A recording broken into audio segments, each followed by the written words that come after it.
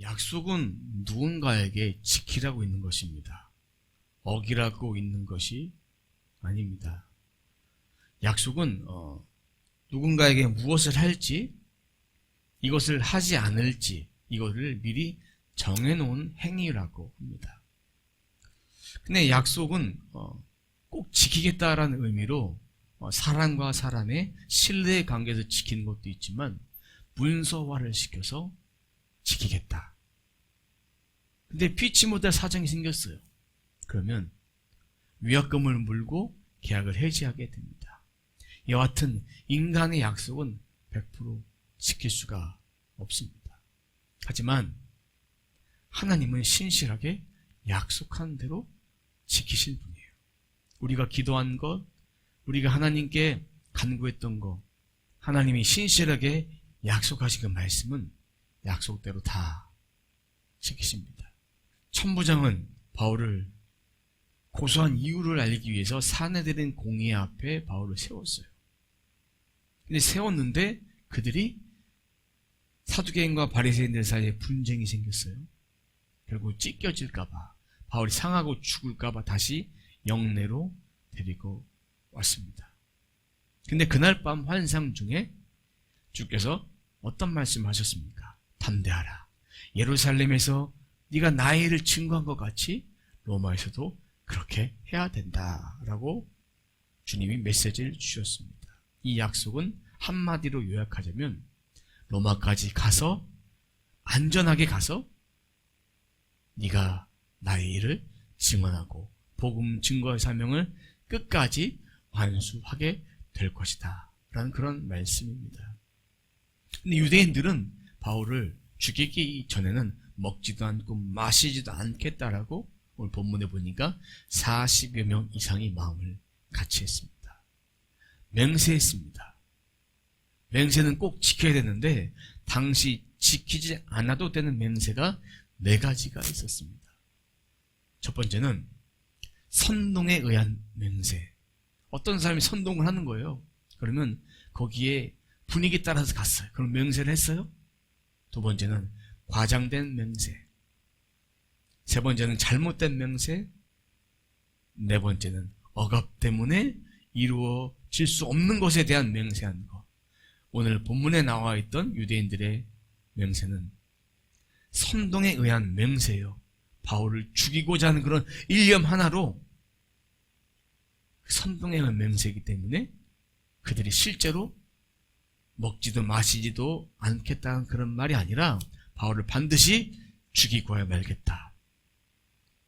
먹지도 마시지도 않고 금식하는 그런 마음이 아니라 바울을 하루 이틀 내로 반드시 꼭 죽일 수 있다는 그런 표현이 담겨져 있는 것입니다.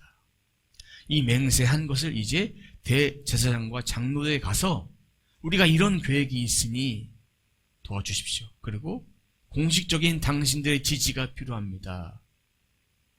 그 말을 하려고 14절에 이렇게 말합니다.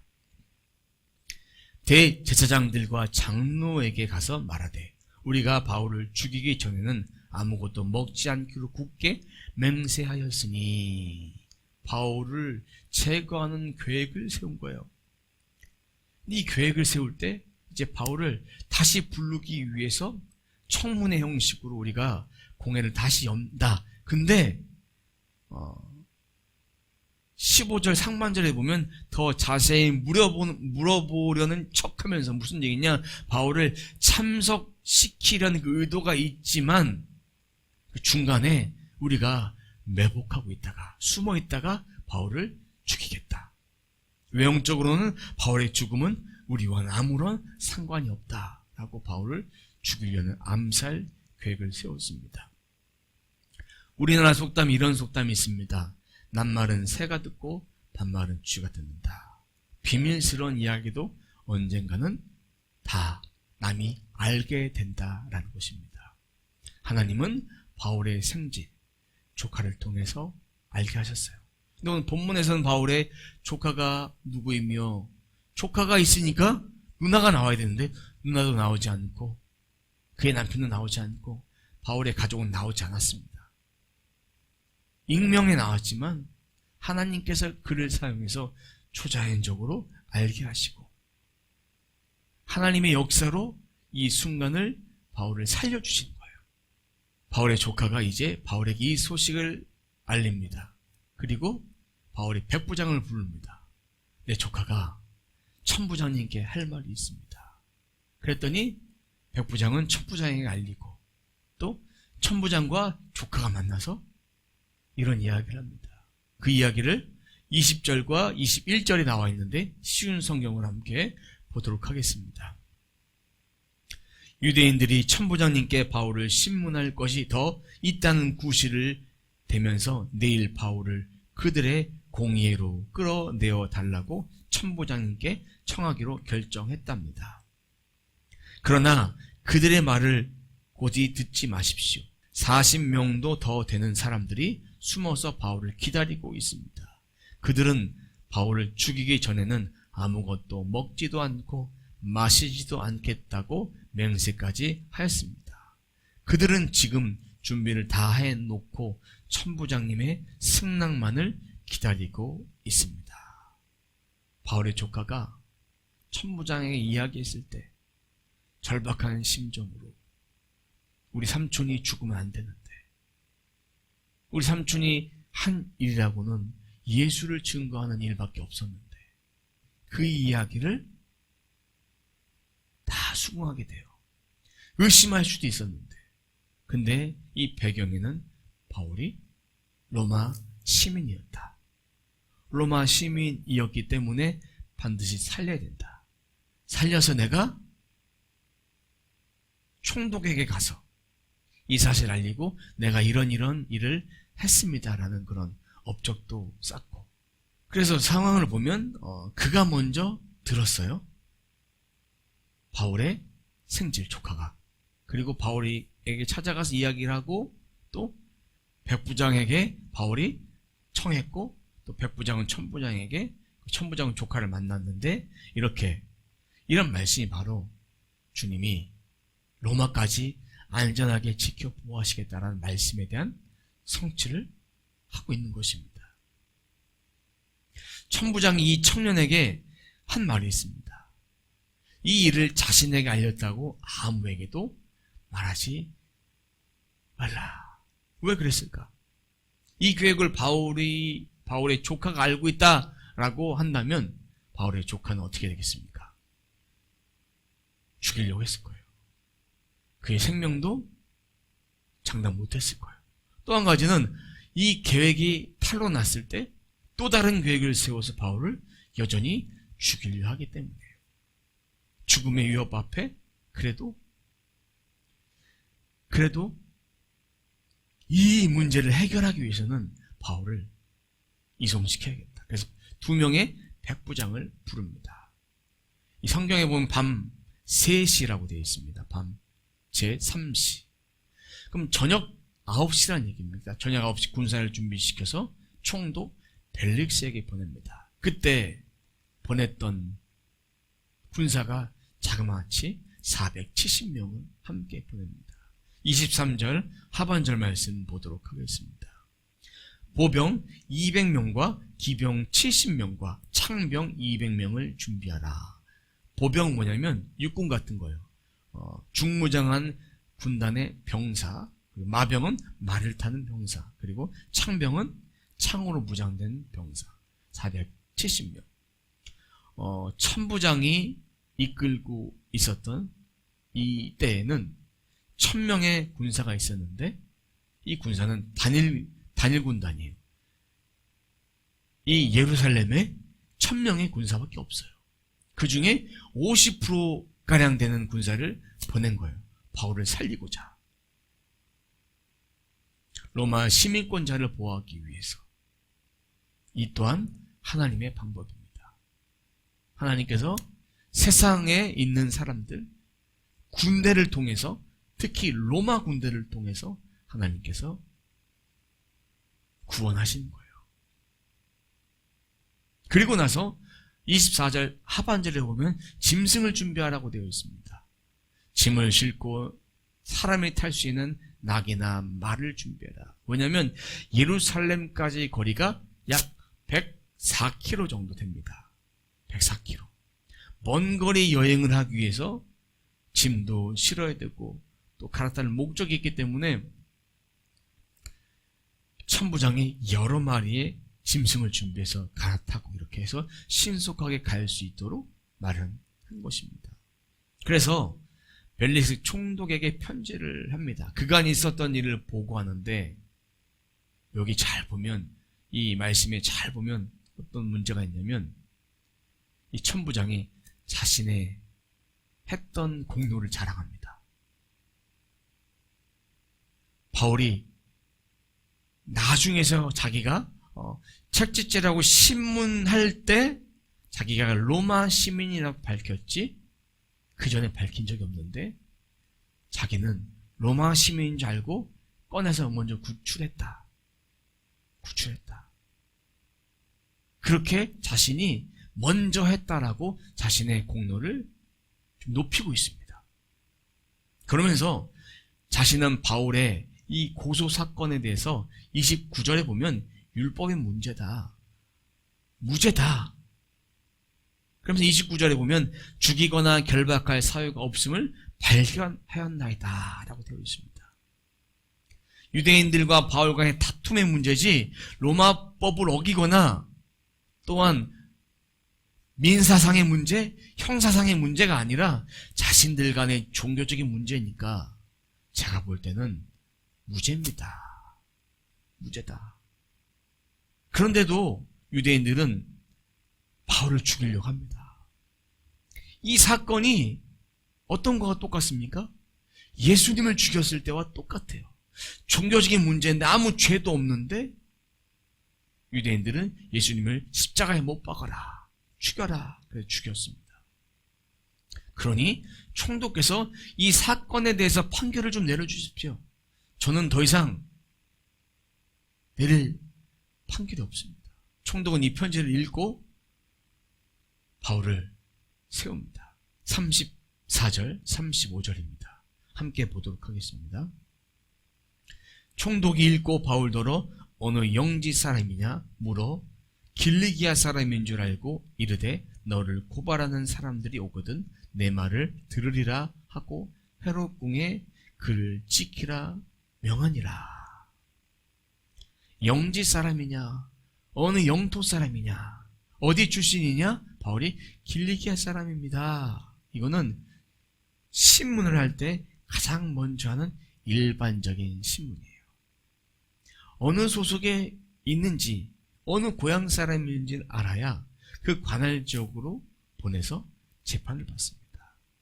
이 벨리스 총독은 유대 총독으로 수리아와 길리기아의 대사입니다.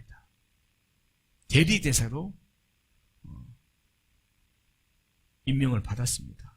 송사한 자들이 오는 대로 재판할 것을 약속을 하고 바울을 헤롯 궁에 다시 가두어 놓고 잘 지키라고 명합니다. 이 방법은 하나님께서 유대인들의 죽음 앞에 철저하게 보호시키는 하나님의 방법입니다. 감옥에 갇혔으니까 억울한 상황 속에 죄도 없는데 왜 그렇게 하십니까? 하지만 하나님은 이곳에서 바울을 지켜서 황제 앞에 가서 주의 복음을 전하도록 이끌어 가시는 하나님의 방법입니다. 이 말씀을 통해서 우리에게 주신 메시지는 하나님은 말씀대로 반드시 이루어 가신 분이시다. 주님께서 담대하라, 용기를 가져라, 힘이 드는 일이 있다 할지라도 내가 너를 살려서 로마까지 보낼 것이다. 모든 것 하나님의 결제가 있어야 되는 거예요. 생명도 죽음도 우리의 생사 허복도 다 하나님의 결제권 안에 있습니다. 세상 모든 만물의 주관자는 바로 하나님이시다. 바울을 하나님의 영광의 도구로 쓰시겠다라는 그런 메시지가 담겨져 있습니다. 바울은 끝까지 보호하셔서 지키는 방식이 너무나 놀랍지 않습니까? 로마 군대를 통해서 바울을 지키셨는데, 바울을 빼내셨는데 그의 조카 생지를 통해서, 그리고 그들이 사도행과 바리새인들, 이 열심당원들이 계획을 세워서 대제사장과 장로들에 가서 이야기하는 그런 이야기를, 그 정보를 입수해서 바울의 생질이 어떻게 들을 수 있어요? 어떻게 이 사실을 들었을까요? 다 하나님의 방법입니다. 하나님은 기가 막힌 타이밍에 바울을 건져내십니다.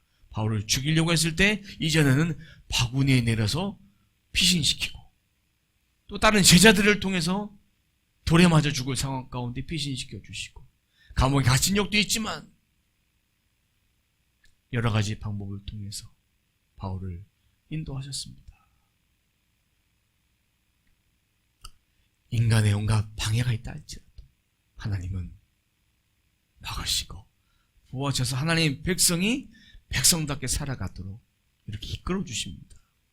주님이 원하지 않은 일을 한다면 주님은 막으십니다. 우리가 보기에 잘 될 것 같아요. 우리 계획을 아무리 많이 세워놔도 잘 될 것 같은데 잘 되지 않아요. 하나님의 뜻입니다.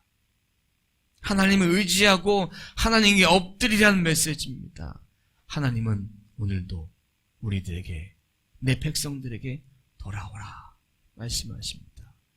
이 메시지를 통해서 우리는 하나님 없이 살아갈 수 없는 존재라는 것을 알아야 됩니다. 우리 깊은 심령 그곳에서, 우리 영혼 깊은 그곳에서 하나님 없이 살아갈 수 없는 존재, 하나님 없이 살아가면 죄의 길로 들어설 수밖에 없다는 것을 우리는 다 알고 있고, 깨닫지 못하는 사람들조차 깨닫도록 하나님 만들어 버리십니다. 바울을 위로하신 하나님, 우리들에게도 위로와 소망을 주십니다. 예수님의 오심을 기념하며, 그 기념하며 우리들에게 이 소망의 메시지를 주십니다. 담대하라. 담대하라. 예루살렘, 온 유대, 사마리아 땅끝, 우리의 삶의 모든 영역에서 담대하고 용기를 잃지 말라고 말씀해 주십니다. 내가 너와 함께한다. 내가 너에게 지혜를 줄 것이다. 피할 길을 예비할 것이다. 돌파의 능력을 주실 것이다. 감당할 수 있는 능력을 주셔서 친히 그것을 통해서 내가 너와 함께 함을 통해서 일하기를 원한다. 어둠에서 빛으로 인도하시는 그 주님, 임마누엘 하신 주님께서 언제나 우리와 함께 하신다라는 그런 말씀을 우리는 기억해야 합니다. 하나님은 오늘도 내일도 2022년도 마무리도 영원토록 계속해서 함께 하실 것입니다. 언제나 함께 했고 앞으로도 함께 할 것이고 끝까지 지켜주신 분이 바로 우리 아버지다. 2022년도가 이제 얼마 남지 않았습니다. 이 시간을 돌이켜보면 우리의 뜻대로 되어진 것보다 우리 뜻이 아닌 하나님의 뜻대로 되어진 것이 더 많습니다. 그리고 우리가 기도했는데 응답받은 것도 있고 응답받지 못한 것도 있습니다. 그 또한 하나님의 응답입니다. 하나님은 자신의 자녀들이 하나님이 원하시는 길로 가도록 이끄시는 거예요. 그리고 응답받지 못한 것을 더 기도하다 보면 어떤 일이 벌어지는지 아십니까? 하나님의 뜻에 맞춰서 내 욕심과 생각과 이런 마음들을 바꾸시길 원하십니다. 바꿔가시면서 내려놓게 하십니다. 하나님은 우리들에게 끝없이 말씀해 주십니다. 너의 인생의 최고의 선물은 예수 그리스도다. 예수님 없이 살아가는 것은 아무것도 아니다. 예수님과 함께하는 삶이 바로 창조자를 기억하는, 생명의 구원자가 누군지를 알고 깨닫고 그대로 살아가는 복된 삶이다 라는 말씀을 우리들에게 해주고자 하십니다. 성탄의 주인공은 우리가 아닙니다. 우리가 먹고 마시고 즐길 수 있지만 성탄의 주인공은 예수 그리스도, 예수님의 오심을 기념하는 거예요. 오셨잖아요. 그리고 이제 다시 오심을 기다린 재림의 신앙이 우리 가운데 있어야 합니다. 다시 오십니다. 다시 오셔서 우리의 모든 선악간의 죄악과 선악간의 그 모든 것들을 다 심판하시고 계산하실 것입니다. 두려운 날이 이르기 전에, 그 날이 도적같이 온다라는 찬양도 있지 않습니까? 심령 속에 주님께서 지금 오셔서 하고자 한 말씀은 문을 두드리고 계십니다. 내 아들아, 내 딸아, 문을 열어라. 그 하나님을 우리는 신뢰하며 살아가야 합니다. 우리 모두가 말씀대로 이루시는 주님, 그 주님과 함께함, 그것이 복이고 행복이고 축복임을 기억하며 항상 주님과 함께하여서 말씀대로 이루신 주님의 이름을 우리의 입술로 증거하며 자랑하는 삶이 되시길 주님의 이름으로 축원합니다.